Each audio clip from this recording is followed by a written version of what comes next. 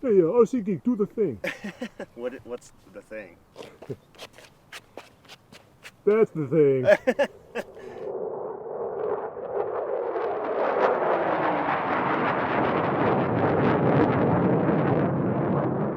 Hey everyone, Chris here, the RC Geek, coming to you from the shop, and this is my full assembly and flight review on the E-flite F-16 80mm EDF. This is a really nice looking model. The finish on it is fantastic. It's super smooth. It flies great.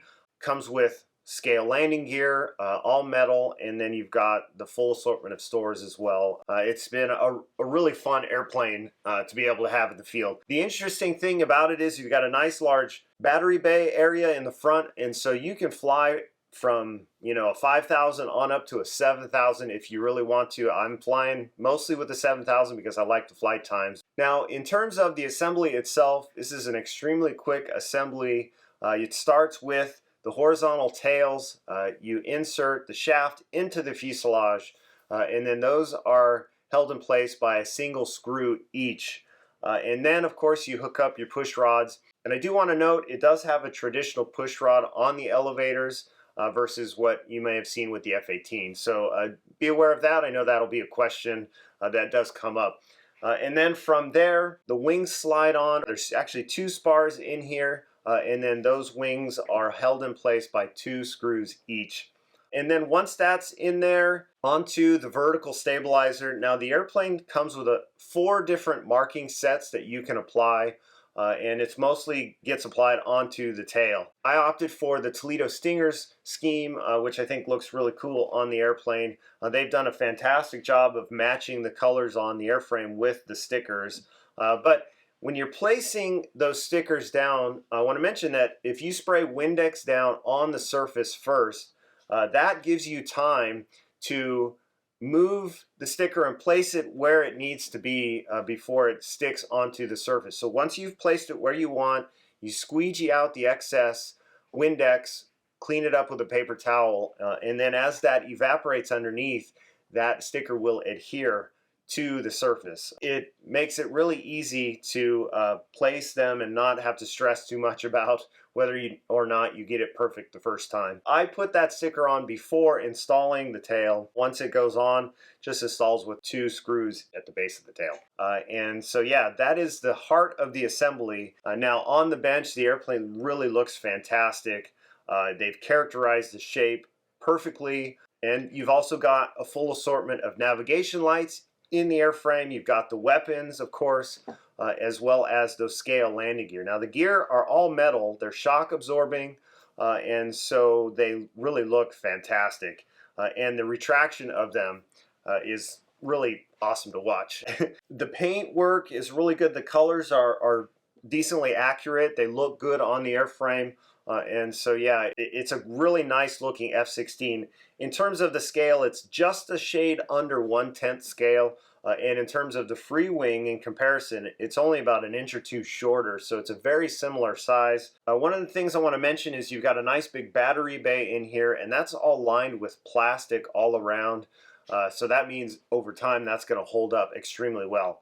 Also, I did one modification, and that is to install one of my CenterBurner simulated afterburner systems. This is the 32mm in-runner design, and that fits right onto the stock motor. According to the instructions, there's going to be an optional afterburner ring available specifically for this model. As a result, there's a pre-installed servo extension wire in the fuselage, and so that made the installation of the CenterBurner extremely simple.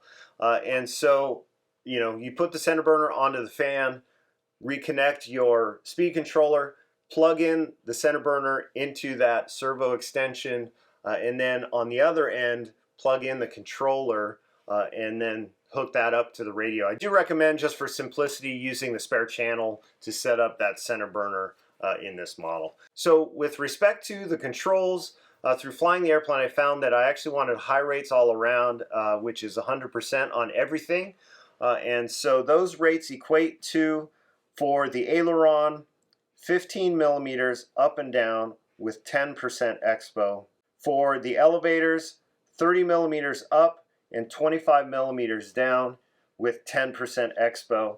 And I want to mention that in terms of the neutral point for the elevator, I'm at about 23 millimeters as measured from the top of the fuselage down to the leading edge of the tail. And then for the rudder, 23 millimeters left to right with 15% expo there.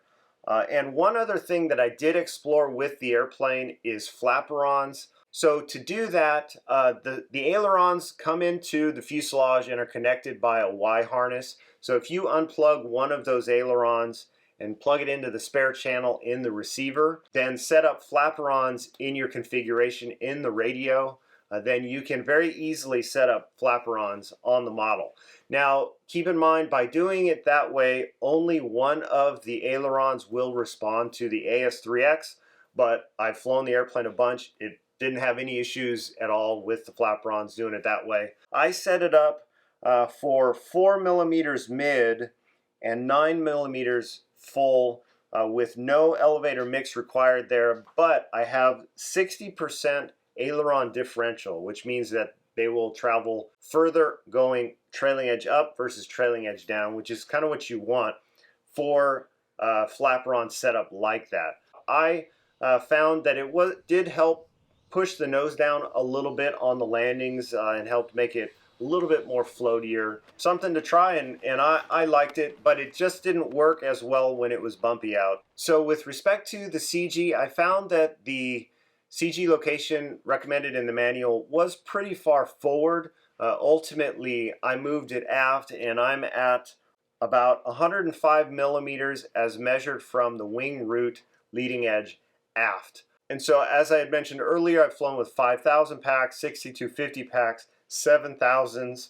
And in order to get that CG location with the 7,000, I did have to add an ounce of tail weight in the back. But I did find by moving the CG further back that the high alpha was quite a bit easier. I could crank full up elevator and modulate the throttle, and the airplane would sit there happily. Otherwise, it was a little bit tougher with the CG further forward. And also I found that it did tend to land better as well with that CG further back. Now, as mentioned, I've flown the airplane with a 5,000, a 6,250, a 7,000. The 5,000, I get about 3.5 minutes, not really any more than that. With the 7,000, I can easily get 4 to 5 minutes flight time out of the airframe. It really depends how hard you want to fly it. But that 5,000 is fun for the vertical performance. You can go pretty much straight up from takeoff. But the 7,000 does have the edge on the straight line speed. Flying the airplane, it flies fantastically. It's extremely nimble in the air like a true F-16. It'll do any number of aerobatics. Anything the full size can do, it can do. And so it's a lot of fun to fly in that respect. And so nice axial rolls, nice big verticals. The speed is fantastic. I was really impressed by the performance of the airplane, not really knowing what to expect. You know, an F-16 kind of blends the best of a traditional airplane with a Delta, and so you can do all of those high alpha maneuvers, but it still maneuvers around in the rolls and the verticals and such, kind of more like a traditional airplane. The other thing is, you know, the sound. The installation is such that that fan noise that you get sounds extremely authentic in flight. It's really awesome. Lastly, flying the airplane with the weapons, it does slow down the top end speed a bit. It looks awesome, but you know, it is definitely more draggy. Interestingly enough, though, I found that the airplane actually landed a little bit better. With the full stores, it tended to slow down a little bit better with all of that on there. All right, let's take this out to the field. We'll give you guys 2 flights. First flight will be clean, no weapons at all. And then the second flight will be fully loaded for bear, all the weapons it can handle. And then we'll come back and we'll wrap this up.